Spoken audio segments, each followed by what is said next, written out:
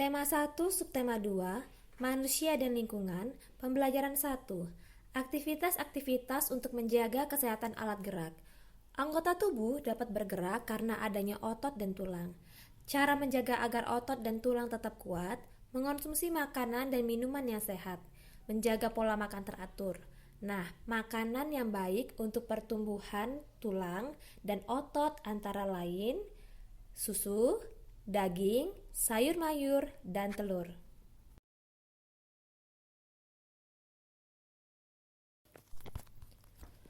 Mengidentifikasi ide pokok dalam teks. Ide pokok merupakan inti permasalahan dari sebuah teks. Untuk memudahkan dalam mengidentifikasi ide pokok, kamu dapat menggunakan tabel. Tabel bisa anak-anak lihat pada buku pena halaman 31. Sebuah teks biasanya terdiri atas beberapa paragraf. Setiap paragraf memiliki ide pokok yang berbeda. Ibu akan mencontohkan dari bacaan menjaga kesehatan diri dengan berlari pada buku pena halaman 30-31. Pada paragraf pertama, kalimat utamanya ada pada awal paragraf, olahraga merupakan salah satu cara untuk menjaga kesehatan tubuh. Nah, ide pokok dari paragraf 1 adalah cara menjaga kesehatan tubuh. Kemudian kita perhatikan pada paragraf kedua, kalimat utamanya adalah, sebenarnya tidak semua kegiatan olahraga memakan waktu dan biaya yang cukup besar. Ide pokoknya adalah durasi atau waktu untuk berolahraga. Yang ketiga, kalimat utamanya adalah, selain murah dan mudah, berlari juga memiliki beberapa manfaat bagi kesehatan tubuh manusia. Ide pokoknya adalah manfaat olahraga berlari.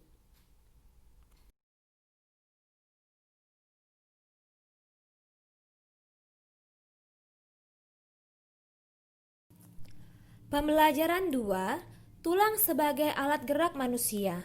Fungsi tulang menopang tubuh, memberi bentuk tubuh, tempat melekatnya otot-otot. Nah, tulang dapat dibagi menjadi dua berdasarkan bentuknya dan berdasarkan zat penyusunnya. Berdasarkan bentuknya, tulang dibagi menjadi tulang pipih dan tulang pipa. Contoh tulang pipih, tulang telapak tangan, dan tulang rusuk. Contoh tulang pipa adalah tulang paha dan lengan. Sedangkan berdasarkan zat penyusunnya, tulang dibagi menjadi dua, tulang rawan dan tulang keras. Tulang rawan contohnya tulang telinga, tulang keras contohnya tulang tengkorak.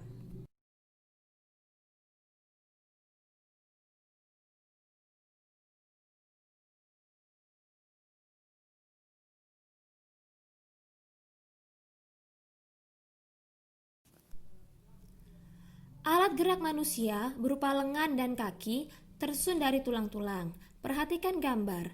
Alat gerak lengan tersusun mulai dari tulang lengan atas, tulang pengumpil, tulang hasta, tulang pergelangan tangan, tulang telapak tangan, dan tulang jari tangan.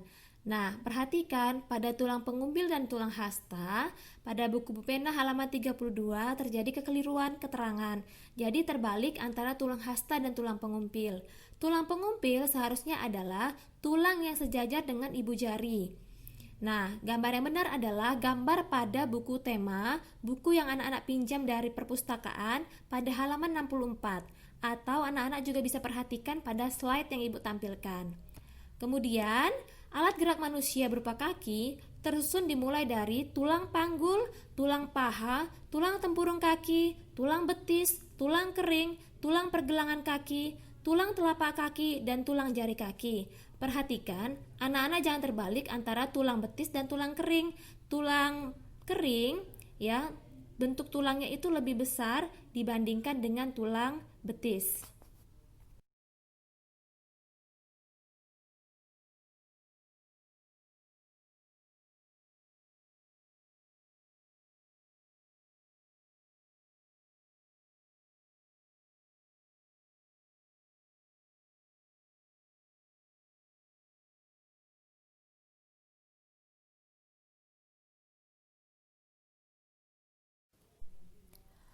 Perhatikan contoh cover berikut.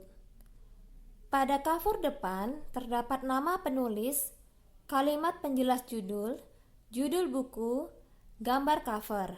Nah, pada bagian punggung buku terdapat identitas buku, dan kemudian pada bagian cover belakang terdapat identitas penerbit, nama penerbit, dan juga sinopsis isi buku. Sinopsis adalah ringkasan dari isi buku.